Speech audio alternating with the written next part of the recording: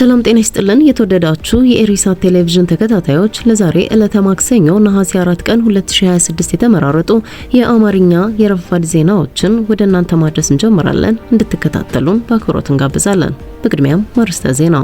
በሸረሪና የተካሄደው ውጊያ በርካታ ሰዎች ወደ ስደት እንዲያመሩ አደረገ። የትግራይ ሶስተኛ ወያኔ ፓርቲ የጦርነትን መንገድ የመረጡ አካላትን በጥብቅ አወገዘ። የሆላንድ ኩባንያዎች በኢትዮጵያ ዘመናዊ የወተት አገልግሎትና ስልጠና ማዕከል ሊያቋቁሙ ነው። የሱዳን ጦር በፈጸመው የድሮን ጥቃት ከ35 በላይ ሰዎች መገደላቸው ተገለጸ። አልሸባብ በዋጂድ አቅራቢያ በፈጸመው ጥቃት 2 የጸጥታ ኃይሎች ተገደሉ። አንዲት መርከብ በኦማን የባህር ዳርቻ አቅራቢያ መመታቷ ተገለጸ። እስራኤል ከአሜሪካ ጋር በጋዛ ጉዳይ ልዩነት እንዳላት ገለጸች። ወደ ዝርዝር ዜናዎቹ እናልፋለን። ቆይታችሁን ከኛ ጋር እንድታደርጉ በአክብሮት እንጋብዛለን። በሸረሪና የተካሄደው ውጊያ በርካታ ሰዎች ወደ ስደት እንዲያመሩ አደረገ። በምዕራብ ትግራይ በሸረሪና አካባቢ ባሳለፍነው ቅዳሜ ነሐሴ 1 ቀን በነበረው ግጭት በመቶዎች የሚቆጠሩ ሰዎች ወደ ሱዳን መሰደዳቸውን ኤኤፍፒ ዘገበ። ቅዳሜ ዕለት በሱዳን ወሰን አቅራቢያ በምዕራብ ትግራይ ከባድ መሳሪያዎችንና ድሮኖችን ያካተተ በነበረው ግጭት በመቶዎች የሚቆጠሩ የኢትዮጵያ የትግራይ ክልል ነዋሪዎች ወደ ጎረቤት ሱዳን መሰደዳቸውን የሱዳን የጸጥታ የሕክምናና የአካባቢ ምንጮችን ጠቅሶ ኤኤፍፒ ያሰራጨው ዘገባ ያመለክታል። የኢትዮጵያ ፌዴራል መንግስት ስለ ግጭቱም ይሁን ስለቀረቡት ክሶች የዜና እስከተጠናቀረበት ሰዓት በይፋ የሰጠው ምላሽ የለም። ህወሓት የሚመራው የትግራይ ክልልና በዶክተር አብይ አህመድ የሚመራው የብልጽግና መንግስት ያላቸውን ልዩነት በሰላማዊ ህጋዊና ዲፕሎማሲያዊ አኳኋን መፍታት አቅቷቸው ወደ ጦርነት ለመግባት መንገድ እየጠረጉ መሆናቸውን ተንታኞች ይገልጻሉ። የፕሪቶሪያ ስምምነት ሊገዛቸው ባለመቻሉ እርስ በርስ እየተካሰሱና የሰላ ትችት እየተሰጣጡ መቆየታቸው ይታወቃል። በዚህ ጦርነት ማን እንዳሸነፈ በውል ባይታወቅም ሁለቱም አካላት እንዳሸነፉና በበላይነት እንደመሩት ከመግለጽ ባሻገር ጋዜጣዊ መግለጫ ይሁን በሚታመን ደረጃ መረጃ ሲሰጡ አልታዩም ሲሉ ተንታኞቹ አክለው ይጠቅሳሉ። የትግራይ ሶስተኛ ወያኔ ፓርቲ የጦርነትን መንገድ የመረጡ አካላትን በጥብቅ አወገዘ።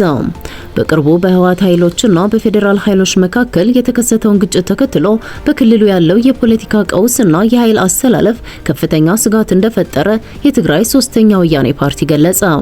ፓርቲው በድርድርና በሰላማዊ ውይይት ፋንታ የጦርነትን መንገድ የመረጡ አካላትን በጥብቅ አውግዞ አሁን ያለው አደገኛ አካሄድ የሰዎችን ህይወት ከማጥፋት ባለፈ ክልሉን መጨረሻ በሌለው የደም መፋሰስ ውስጥ የሚያስገባ መሆኑን ሁሉም ሊገነዘብ እንደሚገባ ትላንት ነሐሴ 3 ባወጣው መግለጫ አስታውቋል።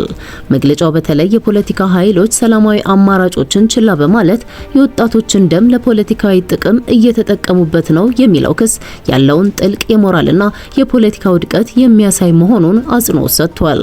ሶስተኛ ወያኔ በትግራይ እየተካሄደ ያለው አዲስ ጦርነት ሊገመት የማይችልና ብዙ የውስጥና የውጭ ኃይሎችን ያካተተ መሆኑንና ከዚህ በፊት የተሰጡ ማስጠንቀቂያዎችም በቂ ትኩረት እንዳላገኙ ገልጿል።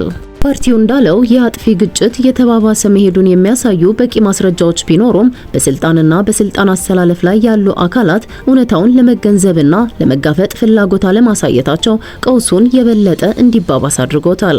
ፓርቲው አክሎም በትግራይ ያለው ውጥረት ድንገተኛ ክስተት ሳይሆን የፖለቲካ ቁርጠኝነት እጥረትና ከድርድር መድረክ መራቅ የፈጠረው ስትራቴጂያዊ ስህተት ውጤት መሆኑን ገልጿል። በህዝቡ ላይ የሚደርሰው መከራና ጭንቀት ከቁጥጥር ውጭ ከመሆኑ በፊት የሰላም አራማጆችና የሲቪል ማህበራት ተገቢውን ጫና እንዲያደርጉ ፓርቲው ጥሪ አቅርቧል።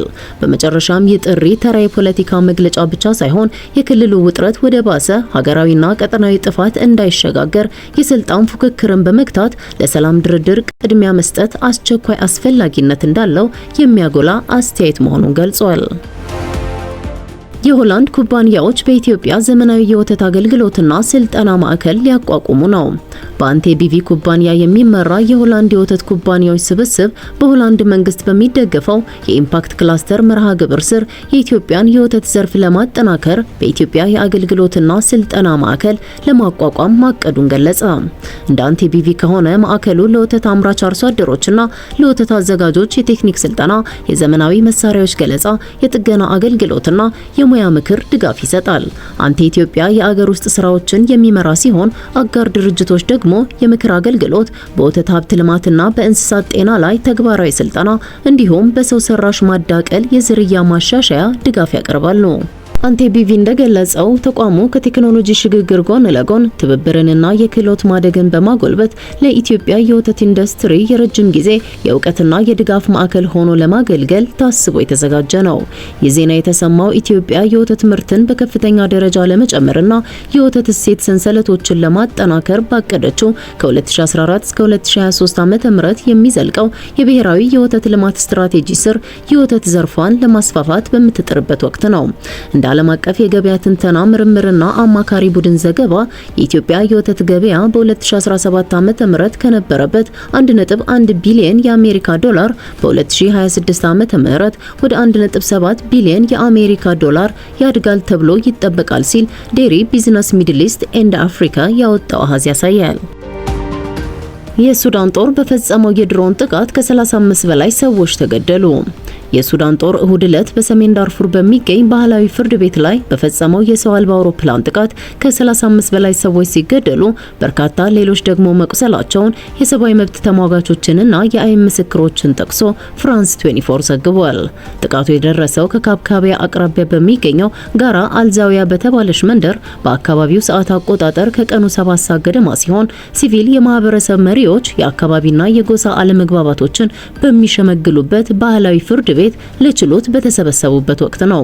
ጥቃቱ ሲፈጸም ስብሰባው በዛፍ ጥላ ስር እየተካሄደ እንደነበር ተዘግቧል። በሀገሪቱ ጦርነት በሁለቱም ወገኖች የሚፈጸሙ በደሎችን ሲመዘግብ የቆየው ኤመርጀንሲ ሎየርስ የተሰኘው የሱዳን የመብት ተሟጋች ቡድን ጥቃቱ ቢያንስ 35 ሰዎችን መግደሉን አስታውቋል። አንድ የአይን ምስክር ደግሞ ከተገደሉት መካከል 4 የጎሳ መሪዎችና 2 የፈጣን ድጋፍ ኃይሎች ወይም አርኤስኤፍ ወታደራዊ አዛዦች እንደሚገኙበት ተናግሯል።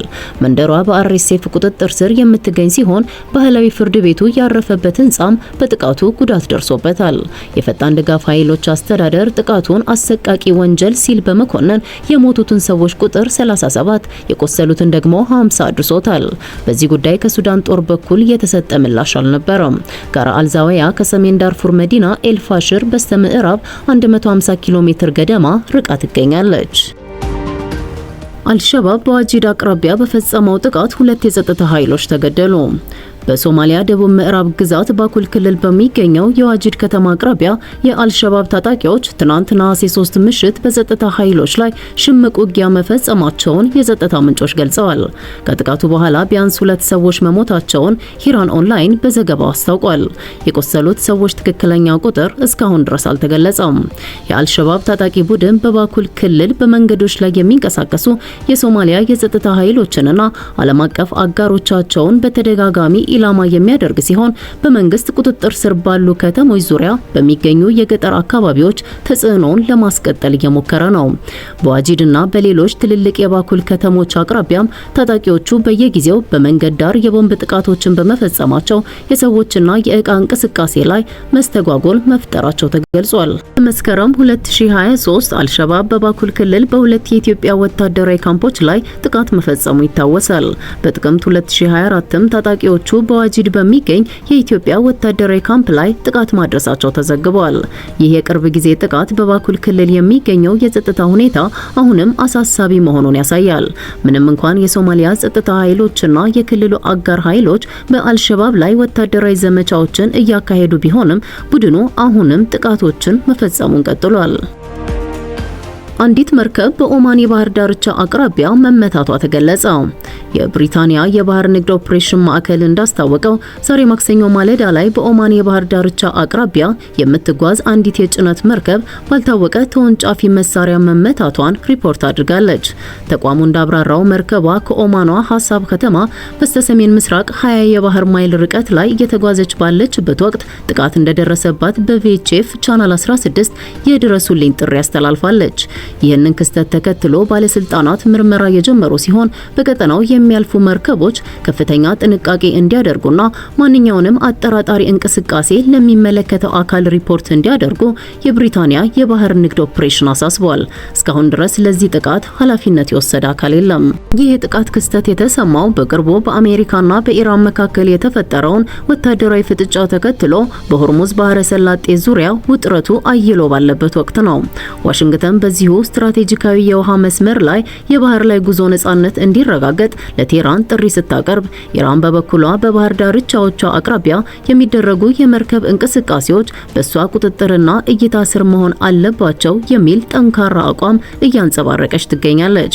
ባለፈው ቅዳሜ የአሜሪካው ፕሬዝዳንት ዶናልድ ትራምፕ በቀጠናው በተደረገ የሽምግልና ጥረት ምክንያት በኢራን ላይ ሊፈጽሙት የነበረውን ወታደራዊ ጥቃት መሰረዛቸውን መግለጻቸው ይታወሳል። ይሁን እንጂ የኢራን ባለስልጣናት ይህን የፕሬዝዳንቱን ንግግር ውድቅ በማድረግ የሆርሙዝ ባህረ ሰላጤን ዳግም ክፍት ለማድረግ የተደረሰ ምንም አይነት ስምምነት የለም ሲሉ ዘገባዎቹን አስተባብለዋል። እስራኤል ከአሜሪካ ጋር በጋዛ ጉዳይ ልዩነት እንዳላት ገለጸች። የእስራኤል ጠቅላይ ሚኒስትር ቤንያሚን ኔታንያሁ ጋዛን ለማረጋጋት በሚል በቅርቡ በተደረሰው የሰላም ቦርድ ስምምነት ዙሪያ ከአሜሪካው ፕሬዝዳንት ዶናልድ ትራምፕ ጋር ልዩነቶች እንዳሏቸው ይፋ አደረጉ። ጠቅላይ ሚኒስትሩ ከትራምፕ የሰላም ቦርድ ዋና መልእክተኛ ኒኮላይ ሚላዶኖቭ ጋር ከተወያዩ በኋላ በሰጡት መግለጫ ከሐማስ ጋር በተደረሰው ስምምነት ላይ ከፕሬዝዳንት ትራምፕ ጋር ያላቸውን የሀሳብ ልዩነት እንደማይደብቁ ተናግረዋል።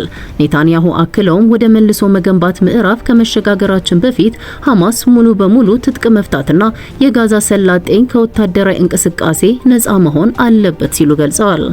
ይህ የኔታንያሁ አቋም የእስራኤል ጦር ከጋዛ ከመውጣቱ በፊት የሐማስ ትጥቅ መፍታት በቅድመ ሁኔታነት መሟላት እንዳለበት የሚያስረግጥ ነው። ባለፈው ሳምንት ፕሬዝዳንት ትራምፕ የሰላም ቦርዱ ከሐማስ ጋር ታሪካዊ የተባለ ስምምነት ማድረጉንና በዚህም መሰረት የፍልስጤሙ ታጣቂ ቡድን ትጥቅ እንደሚፈታ እንዲሁም የእስራኤል ጦር ከቦታው እንደሚወጣ አስታውቀው ነበር። ስምምነቱ የእስራኤል ጦር በደረጃ ከጋዛ ከሚወጣበት ሂደት ጋር የተሳሰረ የትጥቅ መፍታት ሂደትን ያካተተ ነበር። ይሁን እንጂ ከእስራኤል ወገን የቀረበውን ጠንካራ ተቃውሞ ተከትሎ የሰላም ቦርዱ እስራኤል ከጋዛ ለቃ ከመውጣቷ በፊት ሐማስ ሙሉ በሙሉ ትጥቁን ማውረድ እንዳለበት በማሳወቅ አቋሙን ማስተካከሉን መረጃው ያመለክታል። ተወደዳችሁ የጣቢያችን ተከታታዮች ለዛሬ ረፋድ ያዘጋጀናቸውን የአማርኛ ቋንቋ ዜናዎችን በዚሁ ፈጽመናል። በቀጣይ በሌላ የዜና ጥንቅር እስከምንገናኝ በያላችሁበት ሰላም ቆዩ።